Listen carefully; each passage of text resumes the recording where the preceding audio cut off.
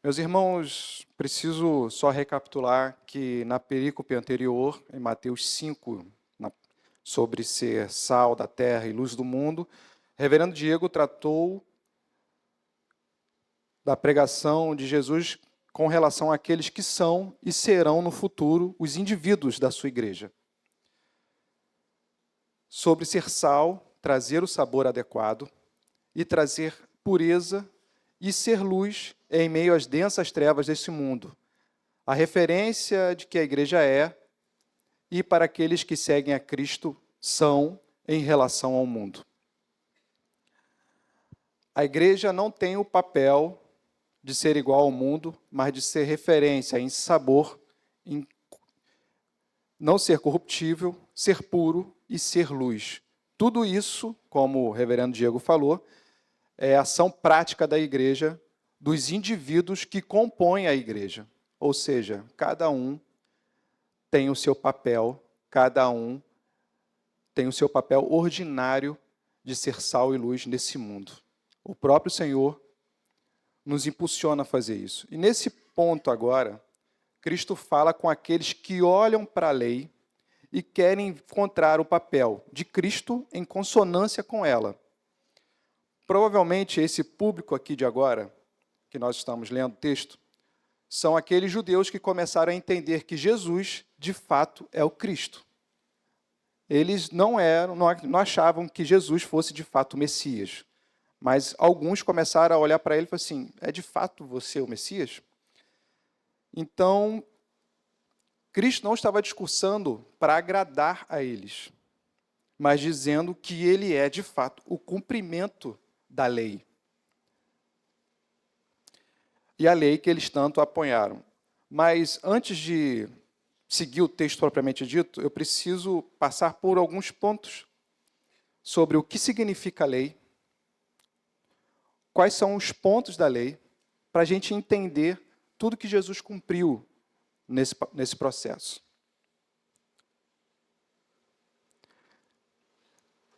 E, primeiramente, eu quero falar o significado do que os judeus davam à lei. E os judeus davam à lei 4 acepções diferentes, que eram os 10 mandamentos, o Pentateuco, que é Gênesis, Êxodo, Levítico, Números e Deuteronômios, a lei e os profetas, e quarto, que é a lei oral, ou tradição dos anciãos. E esse quarto ponto é o que contém comentários da lei e que aqui ocorrem as distorções, como eles achavam que para fazer lavar as mãos antes de comer, eles acreditavam e traduziam isso, que era a medida de metade de um ovo do copo de galinha, cortavam, e aquela água que caía era suficiente para limpar as mãos, e assim pudessem assentar à mesa. Isso era a tradição que eles passavam. E a lei, de fato, ela se divide em 3 pontos. A lei civil, eu estou dando essa volta toda, eu sei que está sendo cansativo, mas é só para vocês entenderem todos os pontos que eu vou abordar com os irmãos. Mas a gente precisa passar pela lei civil. A lei civil é como se fosse nossa lei, Código Civil Brasileiro, que ela serve para regular a sociedade civil do Estado teocrático de Israel. Então, ela só tinha finalidade naquela época, só tinha finalidade para aquele momento.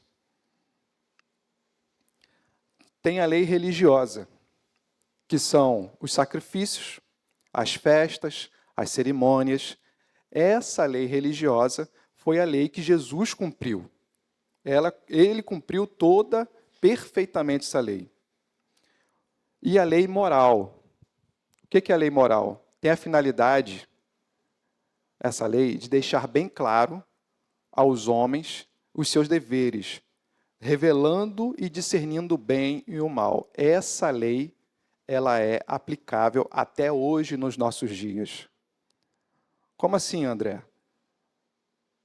Não mentir, não adulterar, não dizer falso testemunho. Tudo isso é aplicado até hoje nos nossos dias.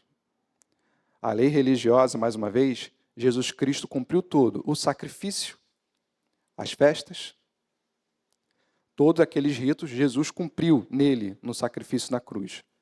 A lei moral, ela é aplicada até hoje, nos nossos dias. E Jesus, nesse texto, como nós lemos, ele reafirmou o caráter da lei.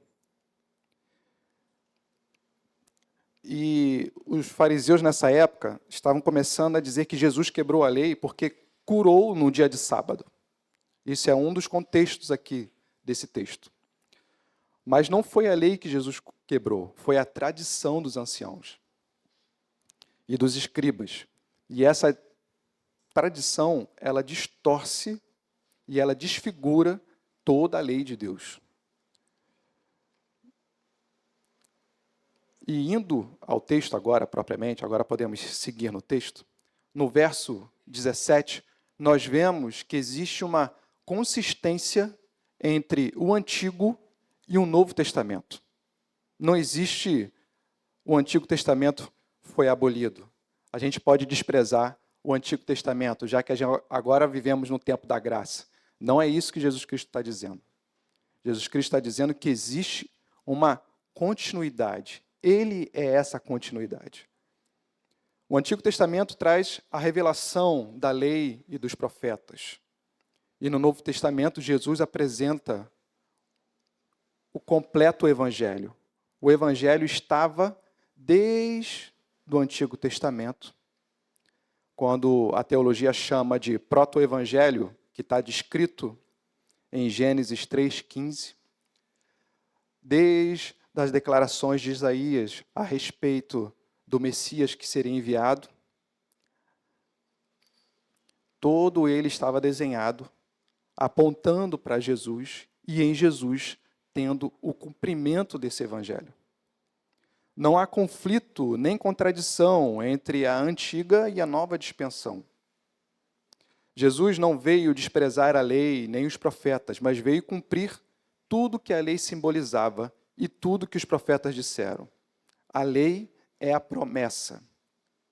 Jesus é o cumprimento dessa promessa. A lei era uma sombra para o que viria de ser, e Jesus é essa realidade. O comentarista Warren diz que Jesus cumpriu todas as cerimônias do Antigo Testamento para que não fosse mais necessário ao povo de Deus cumpri-las. E o cumprir significa que Jesus fez tudo, tudo. Não precisamos fazer da lei cerimonial mais nada.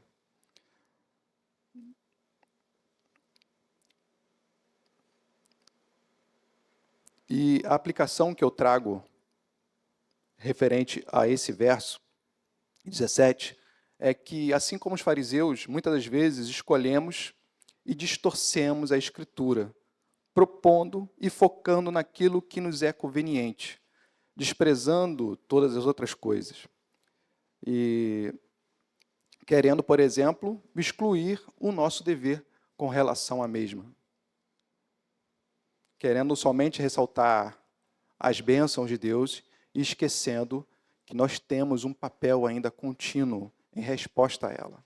A exemplo disso, alguns irmãos sabem que eu sou militar, e num dia desses eu estava fazendo uma missão, navegando, e tinha um rapaz lá, um dos alunos, e ele, num bate-papo sobre Cristo, sobre Evangelho, cristão atrai cristão, não adianta.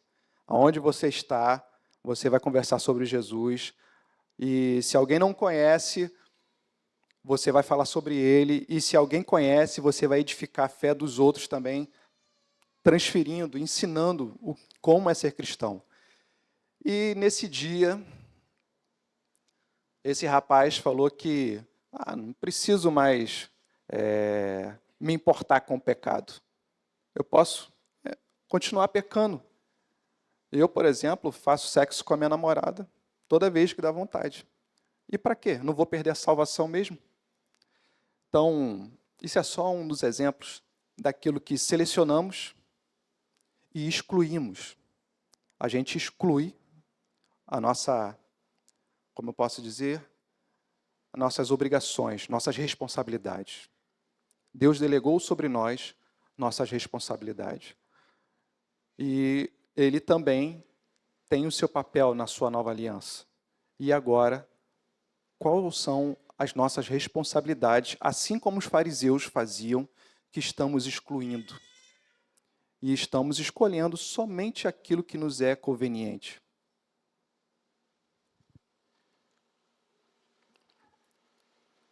Seguindo para o texto, no verso 18, Jesus disse que enquanto existirem céus e terra, de forma alguma desaparecerá da lei a menor letra ou menor traço.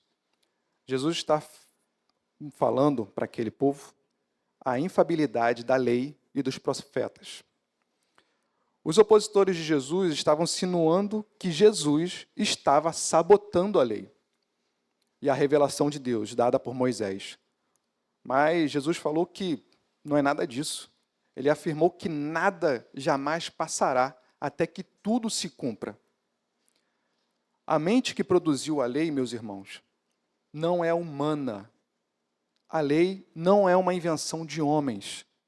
As Escrituras não é uma invenção do homem, mas é divina. E tudo que está aqui contido não se adapta ao tempo, não sofre alterações com o tempo. Ela permanece eternamente, porque aqui está o caráter do nosso Deus. Os profetas falaram de Cristo. A lei cerimonial falava de Cristo. Os profetas anunciaram um novo nascimento, o seu nascimento, a vida, o ministério, as obras, a morte, a ressurreição e tudo o que Jesus faria. Tudo foi rigorosamente cumprido nele. E agora há uma penalidade para aqueles que ensinam errado os mandamentos. Tanto a lei cerimonial quanto a lei moral são expressões da vontade do Senhor. E ela precisa ser corretamente entendida para que seu propósito seja alcançado.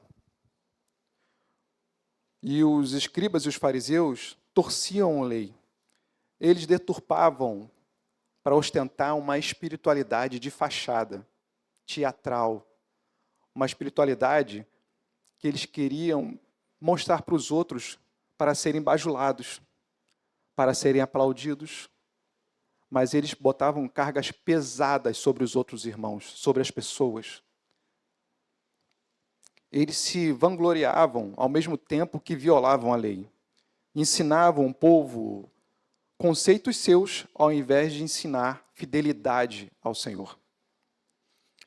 Violar a lei é quebrá-la.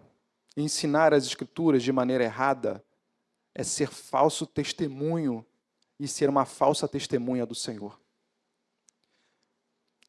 Violar a lei traz consequências para o transgressor.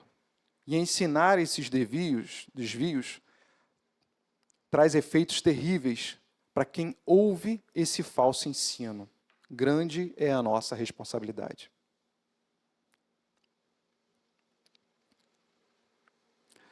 E a aplicação que eu trago para esse verso é: assim como os fariseus, eles acomodaram as explicações das Escrituras para serem fiscais do povo e não queriam que a lei, pudesse ela mesma apurar o próprio fariseu.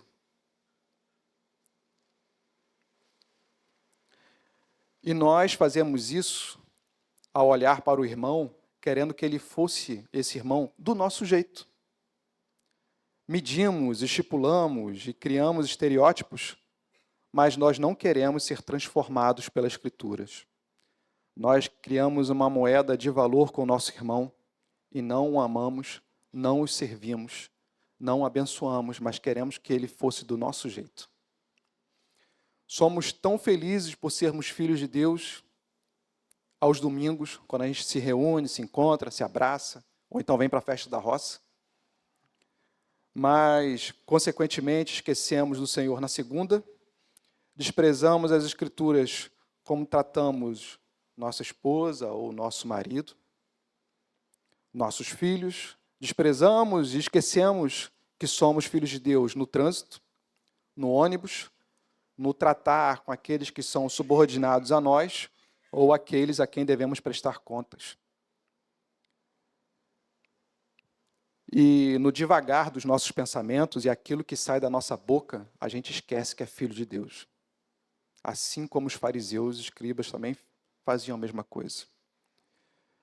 E essa parte do texto fala também sobre aqueles que são responsáveis pelo ensino e pela transmissão das Escrituras.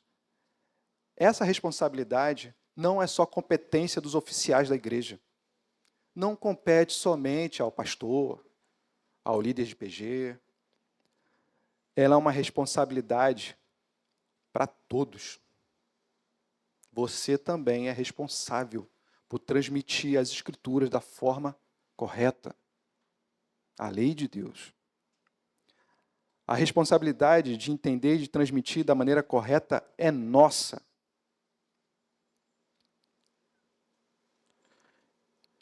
E o quanto temos sido negligente, transferindo ou delegando a responsabilidade para outros meios. Vou convidar um irmão para vir na igreja, ao invés de você ser o transmissor dessa escritura. Delega para o YouTube o ensino dos nossos filhos, mas você é o responsável por isso. Delega também, muitas das vezes, para o psicólogo a responsabilidade de ouvir nossas esposas, de estar com ela, ter tempo de qualidade. Temos tempo de qualidade com rede social, mas a gente não consegue ouvir, acalentar, abraçar a nossa esposa que está ali. Também a esposa com relação aos seus maridos. Indo para o verso 20, Jesus dá uma cortada, dizendo que uma justiça teatral não é suficiente. Uma espiritualidade de fachada não é suficiente. Vir à igreja somente aos domingos, ou vir à igreja só quando tem reuniões oficiais, esquecendo das suas responsabilidades, das nossas responsabilidades. E eu me incluo nessa também, meus irmãos. Não sou diferente de vocês. Quando o calo aperta, esquecendo, não é suficiente. Somos todas as vezes puxados a viver em temor ao Senhor, puxado a viver em obediência, em referência. O nosso Senhor sabe que a nossa vida é puxada. Ele viveu, Ele encarnou aqui. Por isso temos como recorrer a Ele. Ele sabe o significado, como no culto de terça-feira foi falado sobre o barco naufragando. Ele sabe o que significa isso. Ele sabe que é olhar para os discípulos dele e ver a expressão de medo, de pavor, saber que a situação vai degringolar. Ele sabe exatamente o que é isso. Ele não é inerte, não é um Senhor inerte à nossa realidade. Ele viveu, e como a Escritura diz, ele foi tentado em todas as coisas. Mas ele diz que apesar de todas essas coisas, uma espiritualidade de fachada não é suficiente. Jesus deixa claro para eles que os escribas e os fariseus, que torciam a lei e oprimiam o povo com discurso legalista, ostentava uma santidade aparente e uma justiça apenas de exterior. Eles estavam fora do reino dos céus.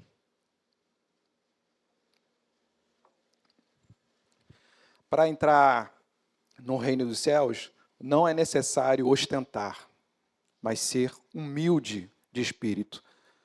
E eu estou toda hora aqui falando sobre escribas e fariseu, e quem é esse povo, finalmente? Quem são eles? Então, para vocês saberem, os escribas, eles eram os copistas da lei. Naquela época não tinha xerox, não tinha print, não tinha internet para divulgar, muito menos. Então, como que era o processo de fazer com que todo mundo conheça? Alguém precisava copiar manualmente. Alguém precisava, alguém que sabia ler e escrever precisava fazer isso. E eles eram os escribas. Os escribas eram essas pessoas.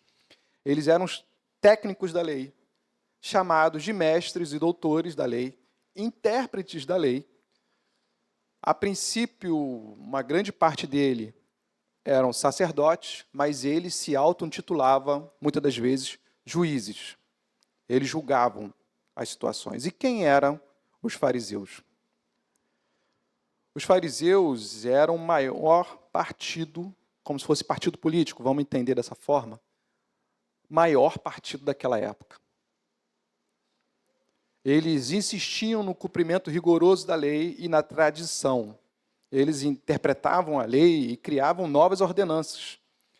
Eles achavam que ser santo, ser separado, era viver separado do povo. Eles não viviam com o povo, eles viviam à parte. Vira e mexe, eles voltavam, julgavam o povo e voltavam, para o seu convívio. João Batista, num certo momento nas Escrituras, no Evangelho, chamaram eles de raça de víboras. Tamanho era o veneno deles, peçonhento, envenenava, infectava o povo. E eles se achavam grandes guardiões da lei e acusavam Jesus a todo tempo de violar. Mas como nós vimos aqui, os fariseus eram presunçosos por eles mesmos, adoravam ser bajulados pelos seus seguidores e faziam de tudo para sobressair na sociedade. Extorquiam quem era necessitado, como as viúvas e os órfãos, cobravam o povo uma vida regrada, mas vivia esbanjando. Tinha uma medida pesada de obediência, mas eles mesmos eram incapazes de obedecer. Os fariseus comprometiam a lei e a justa e absoluta lei divina, ao aplicarem a si mesmos e aos seus seguidores certos deveres exteriores. Eles facilitavam a justiça. O que é isso? Se alguém foi pego em adultério, e alguém era importante dentro do próprio partido deles, eles vão fingir que nada aconteceu. Fica aqui escondidinho só entre nós, mas você está me devendo. Você fica me devendo. Ele não expunha o pecado. Ele não mostrava, se arrependa. Eles cobravam favores para que sejam ainda e continuavam sendo bajulados pela sociedade. E para concluir, meus irmãos, nós vemos que, assim como no Sermão do Monte, Jesus Cristo reafirma aqui que não é necessário se gabar da sua justiça, mas devemos chorar pelos nossos pecados. Não é necessário gritar de forma agressiva, esbravejando, ou sendo agressivo com os nossos irmãos, mas devemos, em nome da justiça, mas devemos ser mansos e humildes. É necessário não ter fome de prestígio, mas ter fome de justiça. É necessário não oprimir e não desprezar aqueles que estão em condição miserável ou estão passando por necessidade. Muitos de nós somos assim. Mas ser misericordioso. É necessário não agasalhar hipocritamente toda sorte de imundície no nosso coração, mas ser limpo de coração. É necessário não ferir as pessoas com o nosso legalismo pesado, mas precisamos ser pacificadores. É necessário não criar contendas e odiar as pessoas em nome de Deus, mas se dispor a sofrer por causa da obediência a Ele. Essa é a justiça que excede em muito a justiça que os escribas e os fariseus estavam vivendo naquela época. E como nós temos exercido essa justiça. Vamos orar?